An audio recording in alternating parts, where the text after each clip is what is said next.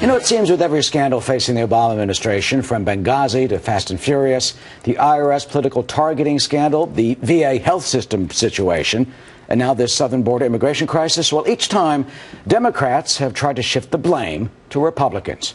On the current immigration flood, Democratic Congressman John Conyers said this: "Some of my Republican colleagues are willing to exploit even a humanitarian crisis involving children, no less, to attack the Obama administration." On Benghazi, Democratic Senator Barbara Boxer said, "This is just a political witch hunt.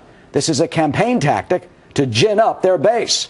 On the VA scandal, Democratic Congressman Steny Hoyer, quote, "I don't think there's any doubt about it that this essentially is the tactic the Republicans are trying to employ."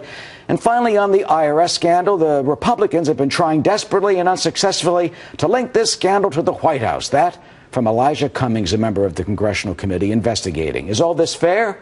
Or are both sides trying to score political points? A.B. Stoddard is associate editor and columnist at The Hill. Jonah Goldberg, editor-at-large of the National Review, online and a Fox News contributor. Welcome to you both. Jonah, let me start with you. I mean, this astounding immigration flood, critics say the administration orchestrated it for political purposes, and now the president's trying to turn it around on the Republicans. Do you think the president is going to skate?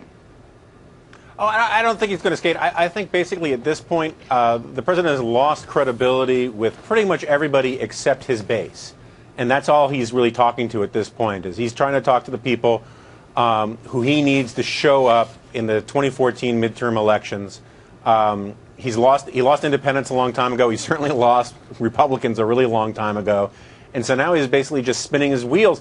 But it's important to point out that they've been doing this since the very beginning of the administration, and if people don't think so, it's because they haven't been paying attention. They've always been trying to paint Republican opposition to anything and Republican criticism of anything as illegitimate, irrational, ideological, selfish, or bigoted. And this is just more of the same, and I just don't think it works very well, except for the people that they need to get to the polls. A.B., what are they saying up on the Hill? You got some Democrats peeling away from the president. I mean, is this all just part of the political purposes?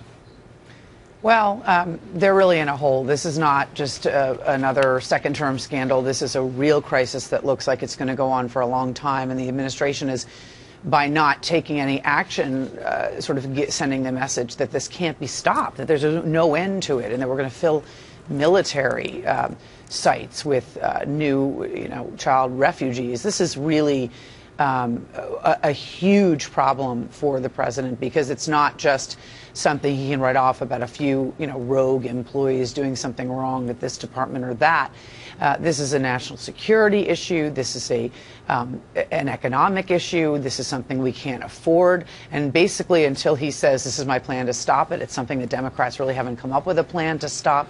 And so this is a narrative that's built about the competence of this administration and their inability to manage things like the Veterans Affairs Agency or other things, that things get away from them and they can't control them. And so that even if you're a Democrat or an independent who believes that the Republican criticism that this was started on purpose for political reasons is ridiculous, you're still looking at something that seems like the president can't control. And that's why it's so difficult for him. Jonah, A.B. raises an interesting point. I mean, is this a basic failure of national policy, national security policy, immigration policy, where the U.S. government is supposed to enforce the borders, and under the Obama administration, it apparently is not doing it when you got 52,000 or so just flooding up from Central America? Why doesn't the administration, cancel NAFTA, tell Mexico stop, cancel some of the foreign aid to some of the Central American countries, and get tougher to try and stop this humanitarian crisis from continuing?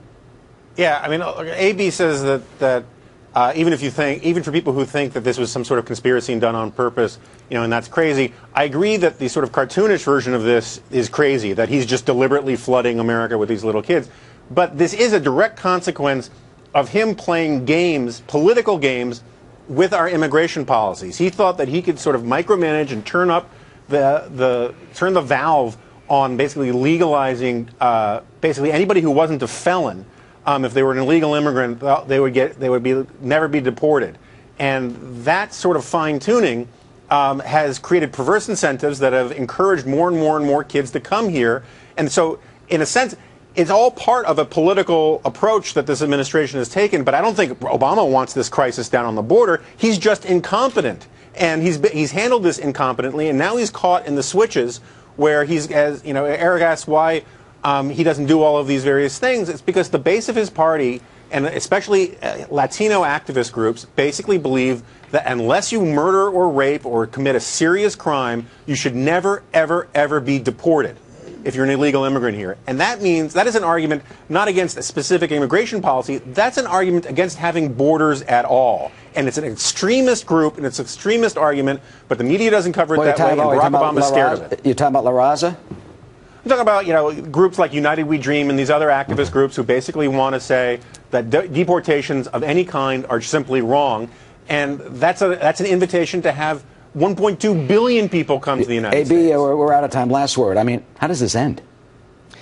Well, I mean, he can change the 2008 law, not retroactively, but that would say that this curbs it immediately. No more people can come in, then we deal with the 50,000 or more that are here.